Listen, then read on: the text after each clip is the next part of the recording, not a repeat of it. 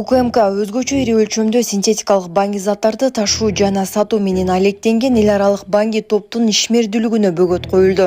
Жана башка жаңылыктар түрмөгү видеого лайк басып, Манас ТВ каналга катталып, акыркы жаңылыктардан кабардар болуп туруңуз. Кыргыз Республикасынын УКМК эл аралык баңги каналга бөгөт коюуга багытталган ыкчам издөө иш-чаралардын жүрүшүндө Орусия, Казакстан, Кыргызстан катамы боюнча өзгөчө ири өлчөмдө синтетикалык баңги заттарды ташуу жана сатуу менен алектенген эл аралык баңги топторунун иши аныкталып, ага бөгөт коюлду.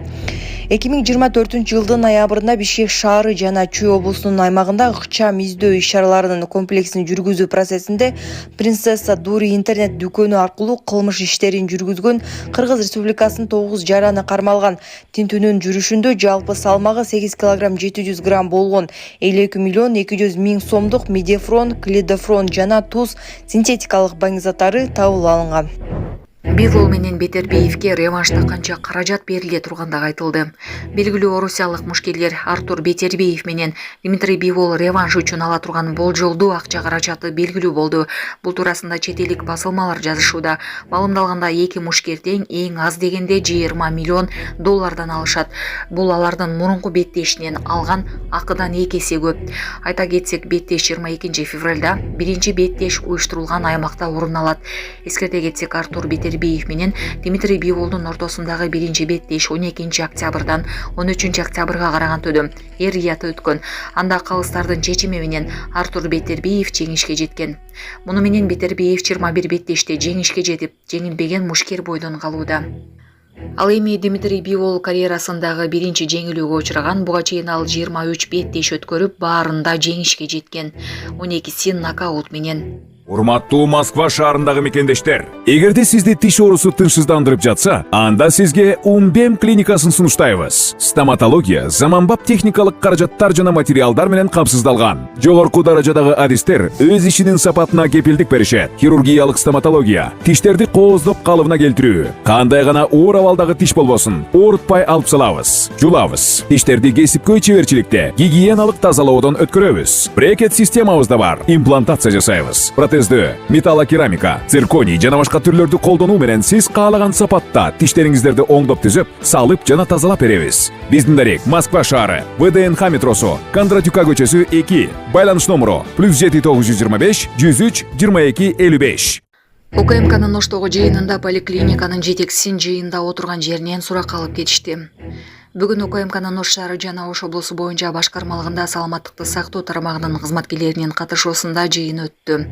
Бул иш-чарада поликлиниканын жетекчисин атайын кызматтын кызматкерлери жыйында отурган жеринен суракка алып кетти. Бул арада медицина мекемесинин жетекчиси мурда жемкорлук менен кармалган дарыгерди кайрадан жумушка алганы себеп болгондугу айтылган. Бирок жетекчи жумушка жаңы келгендигин, ал иш боюнча маалыматы жок экендигин билдиргенге жетишкен. Айта кетсек, УКМКнын өкүлдөрү жергиликтүү бийлик менен биргеликте саламаттыкты сактоо тармагындагы коррупциялык көрүнүштөрдү жоюу боюнча жыйын уюштурган.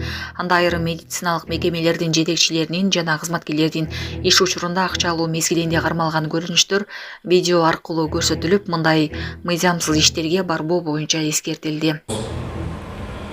Эмне үчүн жаңы эле коррупция үчүн кармалган жетекчини кайра эле жумушка алып жатасыз? Азыр биздин тийиштүү кызматкерлер менен барып, ушул суроолорго жооп берип коебуз. Макулбу? Азыр.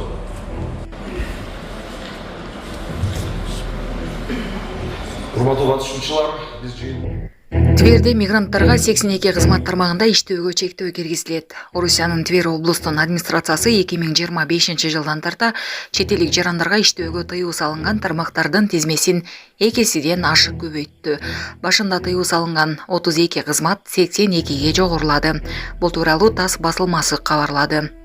Маалымдалганда экономикалык ишмердүүлүктүн 52 түрүнө толук тыюу салынса, 30 кызматтын айрым бир багыттарына гана чектөөлөр киргизилген. Натыйжада электр энергия, газ тармагында, азык-түлүк, дары-дармек, компьютер, кир жуучу каражаттарды чыгаруучу заводдордо жана башка ушул сыяктуу тармактарга чет элдик жарандар жумушка алынбайт. Мындан тышкары ремонт иштерин жүргүзүүчү цехтерге да мигранттарды жумушка алууга тыюу салынат. Булак Суперкейж.